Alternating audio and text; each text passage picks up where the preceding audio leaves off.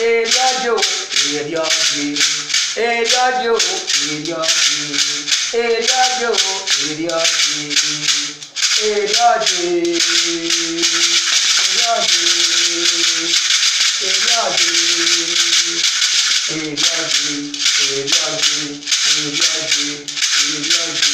erioji, erioji. Well, my people, the time don't reach now again. Well, could they do the program? Who could say, we they know, who could say talk show, the man we sabi, where everybody sabi, get. My name never changed, my name is still Mary Pikin, where everybody know for inside the Edo State, or inside Edo State Pikin. The Pidgin Pikin, where everybody sabi. Well, today, Tori sweet us where and they pain us. We go cause the white people, and they don't buy, and they don't price, and we go let them know why dem price and why dem buy this market for today. And we don hear tori wey we wan discuss for today na be our good brother, our friend, one of our pikin wey we like so much.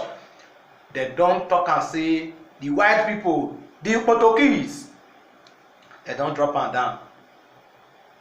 Wetin make dem drop am down? Make we look am like this, say abebo. Who we dey talk for? We dey talk about the fraud wey the white people wey dey just kill for this innocent man, wey dey put life for check matter, wey the top of the matter wey dey take check am, and they arrest am not pay me. He not run for the arrest. He wait can't pay because he get clean conscience wey dey take arrest am. And the same thing wey dey arrest am put, the white people find out say he no get check am for check matter wey concern the check matter wey the form say he do. Even the restaurants wey dey where they use the CCTV camera go find, they come talk and say this man he no run, he obey them, he follow them je. Why come be say now the matter come dey hot now? Why they come arrest this ogbonge man? They arrest am, they no prosecute am, they no carry am go jail, they no carry am go anything. The white idiot man wey we know wetin be that name, NPD officer Derek Chauvin, badge 1087 na e dey wey enter that officer matter wey see me I tell una ave white police yafe uwa ya agwogwa. See uwa yafe osuma gbakan dey you gbagbe wanagwe ohamamugwa de mamugwa wanagwe black people o wa kiangi you gbere nya o dame o wa pa eti ragbon e ona emi gwa kawo bavura me nu na dadari kalabani sekai na de yoto ona nu wa una o ke gbogbo mana bagbe. I will make sure I deal with you people, the white police. Where the white police go come Nigeria here, the same police people mopo wetin dem dey call dem, dem go dey carry umbrella dey cover una. Idiot people, una no well, una dey God go punish una. Make na enter Nigeria again. See, as una wan to enter Nigeria, una go dey suffer one by one for that innocent man wey una kill that joy fraud for nothing. The man no do na anything, una just take am, and now his brother, his family, his fans, his sister for Nigeria, for the whole world.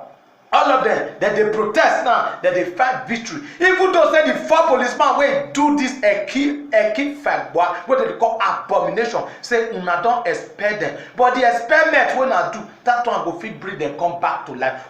See, if I cause una say, wa anene o ina me weti tebonuwa.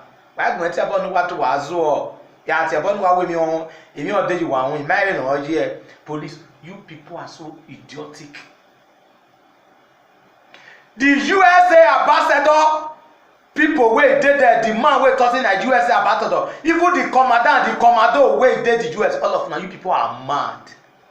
Una the grace for una to allow such a non-entity, an idiot, and a human, and an animal in human skin in uniform wey wear uniform go dey arrest person wey una no put am for training. See, the head of when the Kauya fair we fair for Benin, I go judge you and I go ask all of you for this party we wanna do. Now so una go come Nigeria, we go dey respect una. Our people go come, una go treat them like animal. back then to history reveal. I'm a young historian. I know how una dey cut our girls hand, una dey cut our boys hand, una cut them innocent pikin at least 12 years, una cut one of im hand because say dey work for una sugar cane. Una do us so tey before the independent, una suffer us like water wey dey sugar cane, e no come even dey come out again. Wahugbe. Now una still dey do onyenye, una still dey do upon una do. Emi ologba abi wa mu emi amuwa ke e white man. Oh amamo US, but US wa ke US ere. You just fear kill this poor innocent man. And your second person wey meeting be that im name sef, he say Tuotio wey im name wey dey badge 1, wey dey badge 7162, and that one be im name Tio. As you dey Tio wa Tio kan lagwe gbegbe bu ne, because eni ka o kan fi awo da we na no we enoju we wa gbo enoju we gbe jogred eni ka o of ya da we ne ebo wa agbo. Well, my people, I thank una for this Ogboge program. Una will send una reaction to this video and comment. Thank una. God bless una. Next week we go do one again like this.